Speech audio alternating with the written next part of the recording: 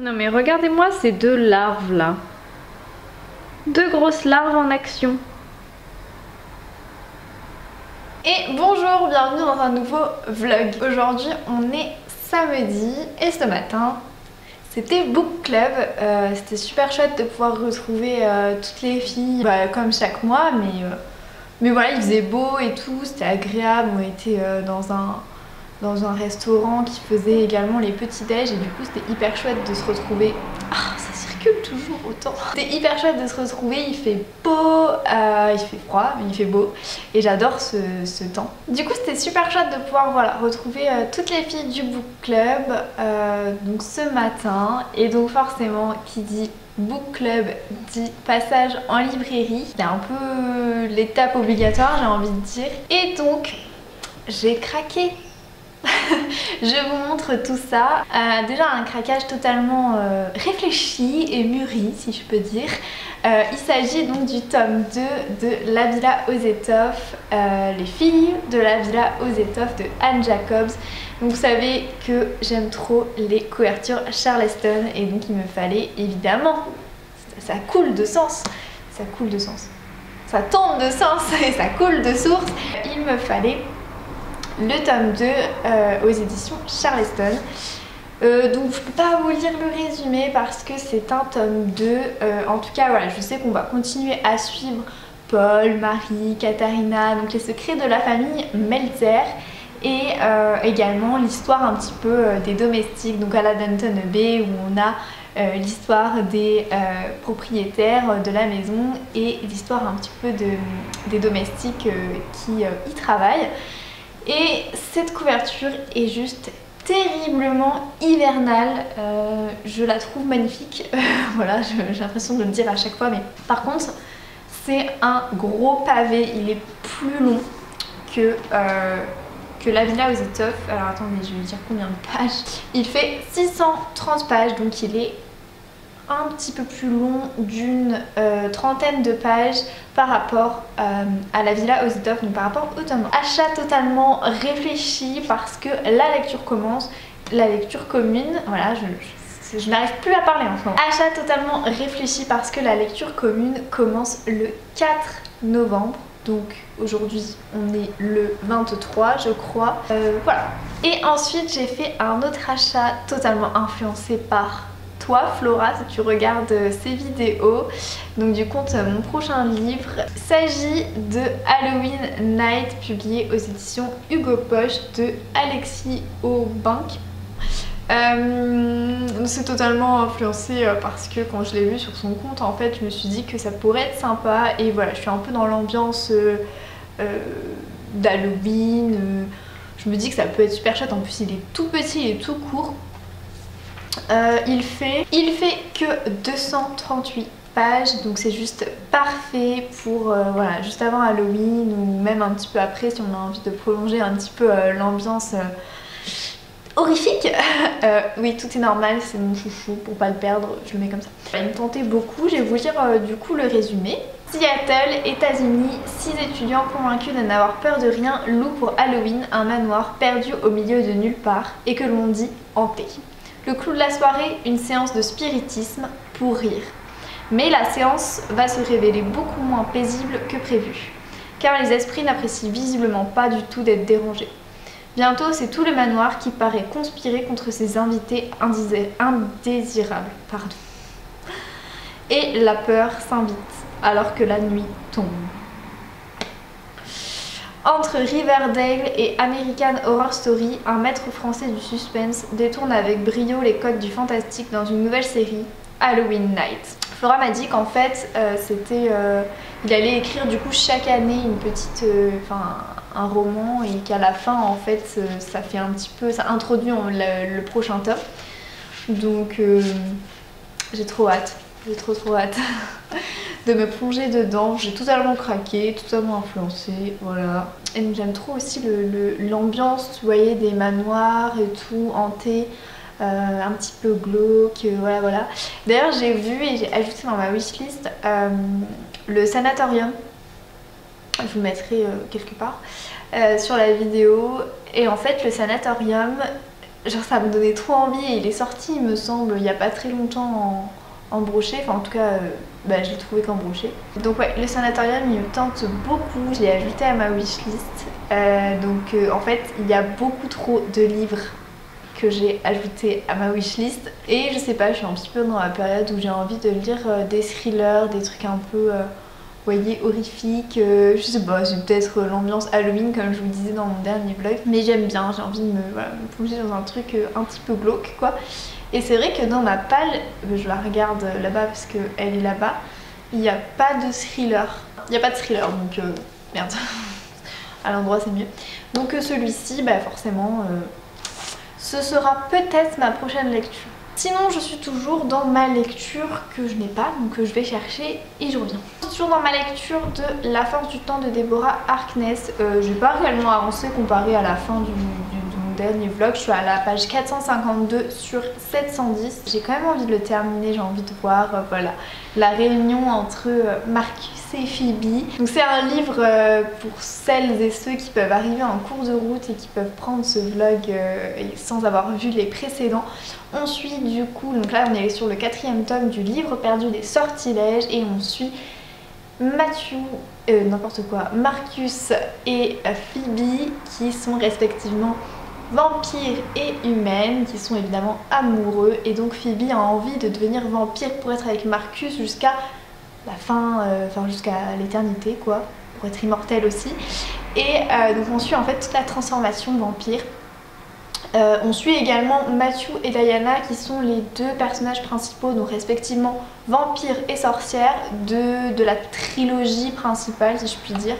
Donc on les suit également dans leur quotidien, je peux pas trop vous en dire pour pas vous spoiler, mais c'est hyper intéressant parce que du coup on a leurs deux histoires en parallèle. On a Matthew, Diana, Marcus d'ailleurs est avec eux dans ce livre parce que vu que Phoebe va être transformée en vampire, il y a un certain protocole à respecter. La tradition, c'est très important chez les vampires et donc elle est séparée de Marcus pendant 90 jours. Marcus reste auprès de Matthew et Diana en Auvergne pendant que elle est exilée à Paris pour pendant tout le temps en fait de sa transformation et tout le temps où elle est considérée comme étant un enfant vampire parce que la naissance c'est à partir du moment où vous devenez vampire et pas avant.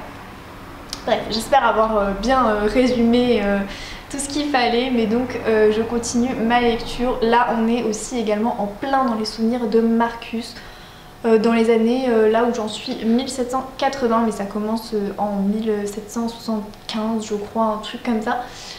Donc oui, vu que les vampires sont immortels, forcément ils connaissent différentes époques et du coup c'est passionnant. Tous les détails historiques sont hyper pointus, voilà, on sent que l'autrice s'est vraiment documentée, donc c'est hyper chouette. Après il faut s'accrocher un petit peu parce que des fois elle parle de plein de généraux différents et on se dit... Bon, moi je suis pas experte en tout cas au niveau de la guerre d'indépendance des États-Unis, donc forcément des fois je me perds un petit peu dans les personnages, mais en tout cas voilà, les points de vue historiques je trouve sont super chouettes. Donc je vais me replonger dans ma lecture et puis je vous reprends un petit peu plus tard. Elle me fait trop rire Bichette. En fait elle se met là pour pouvoir bronzer. C'est le seul endroit où il y a du soleil donc... Oui, t'aimes bien être au soleil, hein? Regardez-moi tous ces poils. Ah, regarde tout ce que j'enlève là. Mais oui, t'aimes pas. Non, tu vas les voir.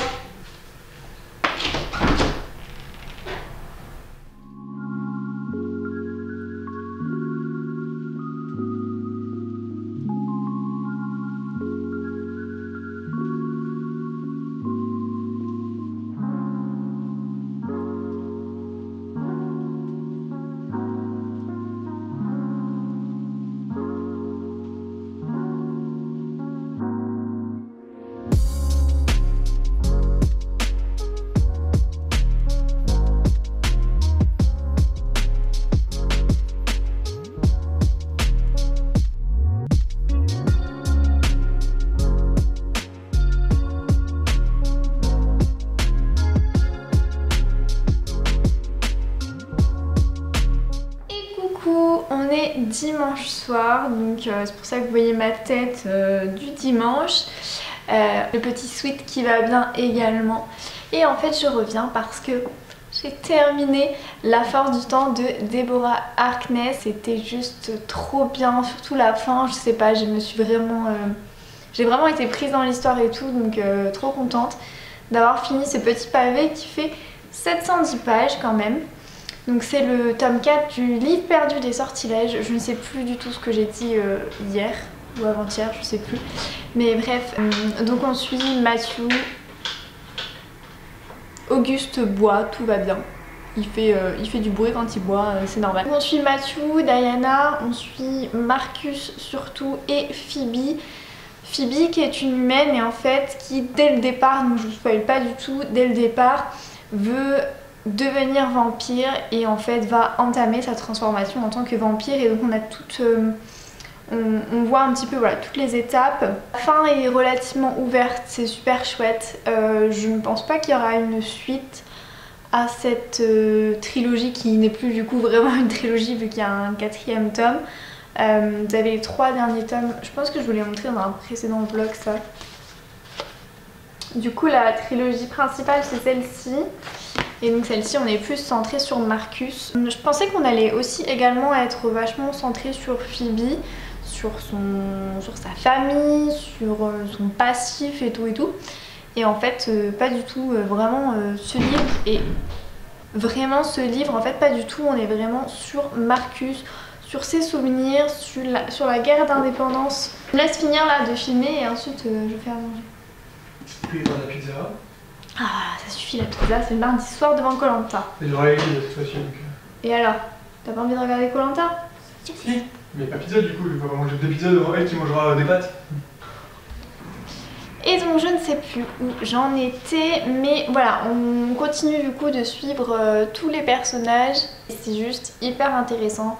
J'ai beaucoup aimé voilà, le côté fantastique, bah, forcément du livre, enfin fantasy plus du livre où voilà, on a toute la transformation vampire, on a tous les désirs des vampires, on a tout le processus et surtout le fonctionnement en fait d'un vampire de sa naissance jusqu'à la fin. Donc ouais non c'est super intéressant et ouais c'est une lecture un petit peu toute douce et je trouve qu'il clôture vraiment bien en fait toute la saga. Même si la fin est ouverte, c'est plutôt agréable. Et voilà. Sinon petite update de bougie. Je vous avais dit dans mon précédent vlog que la bougie était tombée sur le tapis, avait fait des petites marques rouges comme si j'avais tué quelqu'un et en fait donc on a réussi à la... je vais vous montrer. Update du coup update de la bougie. Donc vous voyez ici les traces, on a essayé de les faire partir, on a tapé du coup sur internet comment enlever la cire d'une bougie sur un tapis. Donc il y en avait également ici et là ça a été un peu la catastrophe. Donc il y a une grosse, il est bien taché. Après il est très moche ce tapis donc on s'en fiche un petit peu.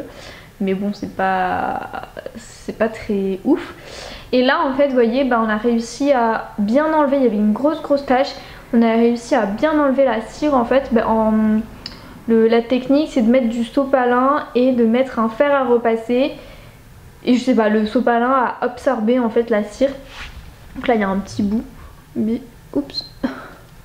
Un petit bout de cire. Mais non, sinon c'est plutôt parti. Bon là il y en a juste un petit peu sur le sol ici. Mais rien de très ouf. Ça s'enlève facilement. Mais ouais c'est juste pour ce tapis du coup on est un petit peu dégoûté. Mais bon il est moche. Donc on s'en fiche concrètement. Voilà pour le petit update bougie, je vais pouvoir...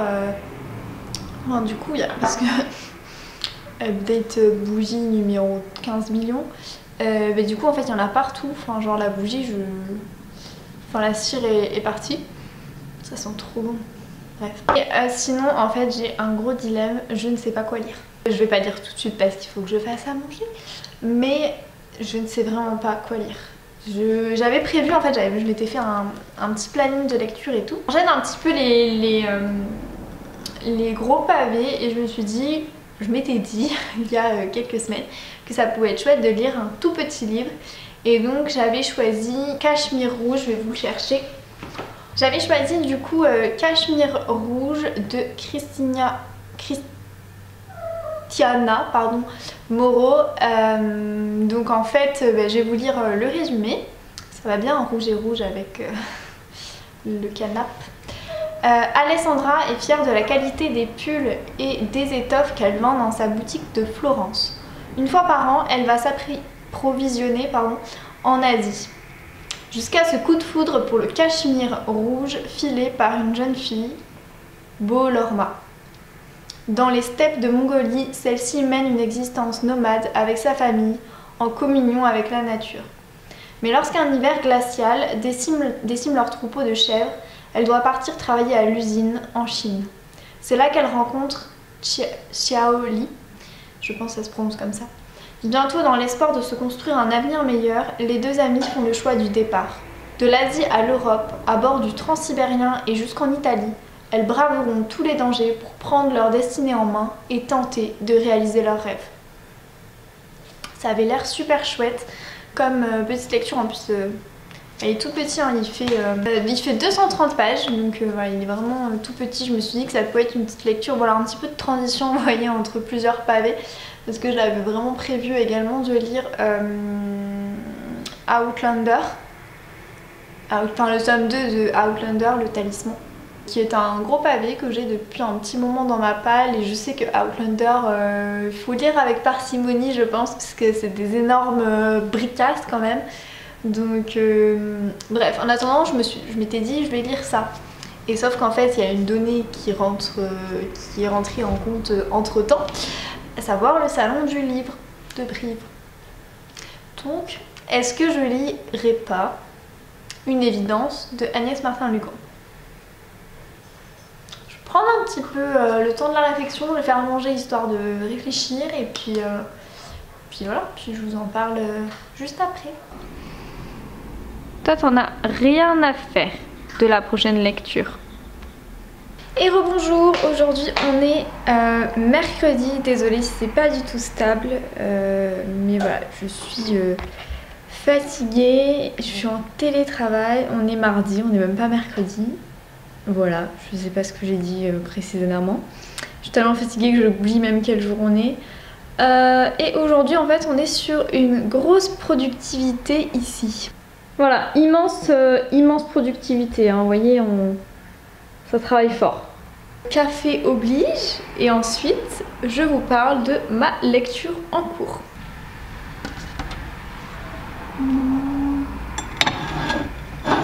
Ça a l'air pas mal ça.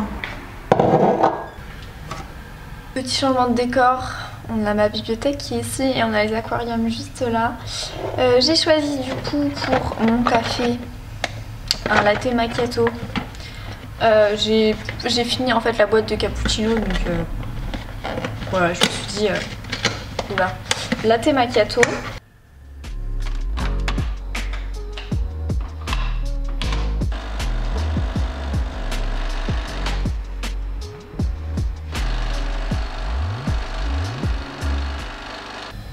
Bon, du coup je vais vous parler de ma lecture en cours actuelle. J'espère qu'on n'entendra pas trop la chaudière qui est juste ici, ni le frigo. Je vous avais dit dans mon dernier... Alors attendez, parce que le café ça va pas là, il faut que je fasse un truc. Je vous avais dit dans un...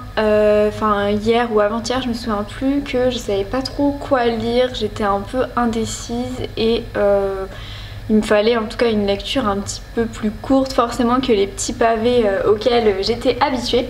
Et donc j'ai opté pour Halloween Night de Alexis Aubin. J'ai lu la moitié, hein, j'en suis à la page 112 sur 230, un truc comme ça. Et c'est plutôt pas mal, on est vraiment dans une ambiance un peu creepy, un peu angoissante. C'est assez sympa. Maintenant, le seul petit reproche que je peux faire, c'est que le langage est ultra familier et enfin je veux dire le langage, le registre linguistique quoi, même c'est hyper familier. Et donc forcément j'ai eu un petit temps d'adaptation, voilà, au bout de 40 pages j'ai vraiment été embarquée par l'histoire, mais avant ça Je me suis dit si tout le roman est comme ça va pas le faire. Bref, donc on suit 6 étudiants qui louent pour Halloween en fait un manoir. Donc bon bah on s'imagine forcément que c'est le manoir de la couverture. Ils sont 6 mais ils sont pas tous amis, enfin c'est souvent voilà le petit ami du copain de machin. Bref, c'est pas une bande d'amis mais disons que c'est quand même 6 étudiants et que forcément bah, qui dit étudiant dit un petit peu faire la fête et se faire peur entre guillemets. Donc ils ont loué ça pour l'occasion. Et effectivement quand ils arrivent sur place bah, ça commence très vite parce que le roman est super court donc normal, il y a plein d'événements qui se passent et ouais direct en fait on est plongé dans l'ambiance où en fait bah, il pleut fort, il y a un orage, en même temps il se passe des trucs chelous, ils découvrent une pièce avec plein de poupées, enfin vraiment on a tout, tous les clichés et tous les codes j'ai envie de dire du manoir hanté par excellence. Donc c'est super bien. Après voilà, j'ai eu un petit peu de mal au début comme je disais avec je pense la plume, ou alors c'est parce que j'ai lu des petits pavés avec un registre de langue beaucoup moins familier et je pense que c'est pour ça qu'il y a eu un petit décalage. Du coup je pense que c'est pour ça qu'il y a eu un petit décalage, peut-être j'ai eu un petit temps d'adaptation, mais sinon c'était quand même... voilà, je me suis pris, enfin j'ai été embarquée par l'histoire au bout de 40 pages et du coup il y a un événement qui se produit quand ils vont au manoir et sur le coup je me suis dit mais quel rapport avec le manoir, enfin ok ça annonce entre guillemets un peu la couleur mais je voyais pas trop l'intérêt, donc pour moi le début en fait n'a pas tellement d'intérêt que ça. C'est vraiment à mon sens l'histoire est intéressante et commence véritablement quand ils arrivent dans ce manoir, qu'ils le visitent, enfin voilà, c'est vrai que c'est un peu je sais pas, il y a 40 pages au tout début, une trentaine de pages, là, les premiers chapitres. Ouais c'est ça, les 3 premiers chapitres en fait, bah qu'est-ce que cet événement vient. Je vais pas le dire parce que c'est hyper, le roman est super court donc j'ai pas envie non plus de trop en dire, mais voilà les 3 premiers chapitres pour moi n'ont pas réellement d'intérêt et ils introduisent assez mal entre guillemets cette histoire parce que voilà au bout de 40 pages je vous ai dit je me suis vraiment emballée et j'ai été grave surprise et agréablement surprise par cette histoire. La plume est assez fluide, voilà c'est publié chez Hugo Poche donc il faut s'attendre aussi à quelques scènes un peu érotiques qui apportent pas nécessairement grand chose à l'histoire mais qui je trouve vont bien parce que c'est des étudiants, ils ont envie de faire la fête, enfin ça fait partie un petit peu aussi également de l'ambiance générale quoi du week-end, ils ont envie de se faire un petit peu peur mais ils sont aussi surtout là pour pouvoir faire la fête. Donc voilà, pour l'instant je suis à mi-parcours, ça va se lire très vite, j'espère le terminer ce soir. Donc c'était ma petite lecture et après je pense que je vais enchaîner avec du coup un Agnès Martin-Lugan je pense. Voilà. Voilou, et sinon j'ai rien d'autre à vous dire de bien transcendant, cette petite histoire m'occupe bien. En même temps je suis un petit peu fatiguée donc forcément avoir une plume très fluide et une histoire assez simple avec des gros guillemets mais vous avez compris, enfin où on se prend pas la tête, mais c'est plutôt agréable et je trouve que je sais pas, c'est bien dans mon état d'esprit actuel, j'ai pas envie de me prendre la tête.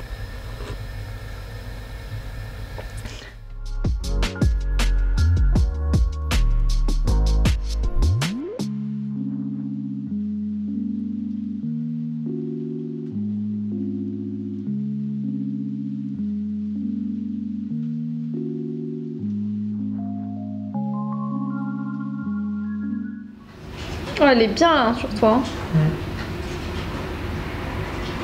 Oh, Pichette. Rebonjour, je suis désolée pour cette affreuse lumière, mais voilà, la nuit tombe, il fait assez sombre. S'il y a des teintes rosées, c'est normal, c'est parce que la lampe en haut, je l'ai allumée, enfin la lampe éclairage central, je l'ai allumée et ça ressort assez rosé comme teinte.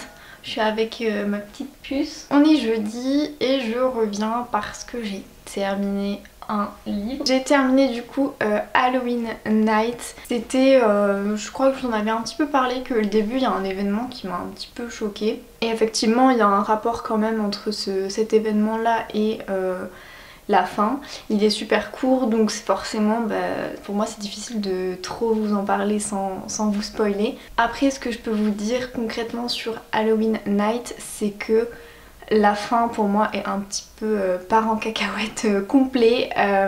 On est sur du vrai film d'horreur mais version plus, c'est un petit peu du n'importe quoi. Les poupées, ce que je peux vous dire également c'est que les poupées sont bien présentes, donc si vous n'aimez pas du tout les poupées et le mythe, vous savez, des poupées qui sourient de manière un petit peu glauque et tout ça, je pense pas que ce soit un livre pour vous. On voit clairement à la couverture quand même que l'ambiance est vraiment glauque. Je pensais que ça allait juste être une petite soirée glauque et en fait ça part un petit peu en cacahuète. Il y a plein on n'a pas juste le seul groupe d'amis, on n'a pas juste les esprits et les poupées, on a aussi d'autres personnes qui vont rentrer dans l'histoire et dans le récit, qui vont avoir une importance très importante. Ils ont voulu se faire peur pendant cette soirée d'Halloween dans ce manoir hanté. Je crois qu'ils ont eu une peur plus que bleue, j'ai envie de vous dire, c'est une peur monumentale. Voilà, moi j'avais envie quand même de connaître la fin, de connaître la suite. Ce qui est intéressant, c'est que je pense qu'il y aura un sort de tome 2, parce qu'à la fin, la fin est quand même ouverte en fait pour un tome 2, ou du moins une suite en fait de l'histoire. Et ça je trouve que c'est plutôt intéressant. Après ce qui m'a... Donc j'ai bien aimé globalement pour mon avis final. J'ai bien aimé mais c'est pas incroyable quoi. Ce que je peux vous dire c'est quoi, c'est une lecture plutôt agréable, enfin agréable, on s'entend hein, au niveau du thème, c'est pas forcément agréable, mais je trouve que ça passe très bien pour un roman d'Halloween où on a envie de se faire peur un petit peu, où on a l'ambiance. Mais voilà, j'ai l'impression que, enfin j'ai trouvé que c'était quand même un peu trop à l'américaine, vous voyez la fin, le dénouement, c'était un peu trop what the fuck et too much, enfin vous voyez vraiment à l'américaine, on en fait des pataquès pour en fait rien du tout. Mais bon, ça c'est mon avis personnel. Sinon au niveau du registre de langue, on est sur du familier, voire très familier. Et je tenais à vous le préciser parce que je pense que ça peut rebuter un petit peu. Voilà, après c'est publié chez Hugo Poche, donc logiquement on s'attend aussi à un registre de langue pas très soutenu. Sans vouloir mettre quelque chose de... Enfin, sans vouloir du tout... comment expliquer, voilà, sans vouloir émettre d'avis négatifs en fait sur la maison d'édition, pas du tout. Voilà, au niveau des personnages, vous vous en doutez, je n'ai pas réellement accroché. Ce ne sont pas des personnages très attachants, enfin en tout cas selon moi, je les ai trouvés tous un petit peu loufoques et complètement barrés et surtout ultra immatures, voilà. Après, niveau ambiance, c'est vraiment le gros point positif de ce roman. Je tiens à le préciser, on est dans l'ambiance, on est dans la nuit d'Halloween et on se dit mais mon dieu, qu'est-ce qui va leur arriver de plus, parce que là c'est déjà le summum quoi. Donc voilà pour ma petite lecture terminée. J'ai mis quelques temps à le lire mais parce que bon, j'avais pas spécialement non plus énormément de temps pour le lire, mais voilà, c'est une petite lecture de transition qui était juste plutôt agréable malgré les thématiques abordées. Et donc j'ai commencé une nouvelle lecture et je vous en ai déjà parlé, je sais plus si c'est dans ce vlog ou dans le vlog d'avant, mais j'ai commencé Une évidence de Agnès Martin-Lugan. Donc pour vous lire un petit peu le résumé, on va suivre Reine qui mène une vie heureuse qu'elle partage entre son fils de 17 ans et un métier passionnant. Une vie parfaite si elle n'était construite sur un mensonge qui, révélé, pourrait bien faire voler son bonheur en éclats. Faut-il se délivrer du passé pour écrire l'avenir? Immense question. Non, vraiment, j'avais envie dans Agnès Martin-Lugan. Bon, j'ai lu genre ça, hein, j'ai lu... ouais, le premier chapitre en fait, donc j'en suis à la page 27.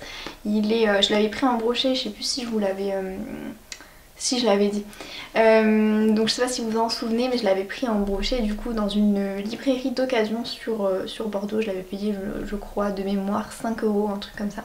372 pages, voilà. Donc je le trouve relativement gros pour un Pour un Agnès Martin-Lugand, je sais pas, à la lumière du petit matin, je la trouvais pas aussi épais. On est directement plongé dans le cœur de l'histoire, on s'attache en fait directement au personnage principal. Enfin moi du coup, voilà, dès le premier chapitre, ça y est, elle réussit à me happer. Mais je peux pas trop vous en parler plus. Voilà, ma première impression c'est que pour l'instant je suis dans l'histoire à fond. On découvre un petit peu le quotidien de Ren et sa vie familiale et amoureuse. Mais j'en sais pas plus, hein. J'ai lu un chapitre donc c'est quand même assez court pour me faire une idée. Voilà, je pense que c'est tout ce que j'avais à vous dire. Bah écoutez, je vais clôturer ce vlog maintenant parce que je pense que demain je n'aurai pas le temps de le clôturer.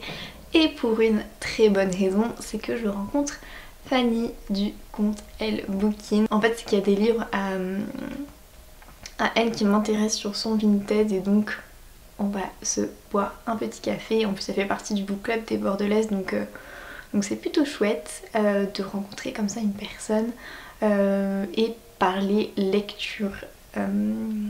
Donc voilà, je termine ce vlog un peu plus tôt que d'habitude. Je crois que normalement je termine genre le vendredi après-midi. Mais c'est pas grave, hein. De mémoire il est quand même assez long ce vlog là, donc je vais vous laisser. Je vous remercie d'avoir regardé jusqu'ici, j'espère que vous avez passé un bon moment. J'espère en tout cas que ça a été. Petit pouce en l'air si vous avez aimé. Voilà, n'hésitez pas à commenter, à me dire si vous avez lu les livres dont je parle dans cette vidéo, si vous avez par exemple d'autres livres de ces auteurs, autrices dont je parle dans cette vidéo à me conseiller. Et puis voilà, moi je vous dis à dans un prochain vlog et puis je vous fais des bisous.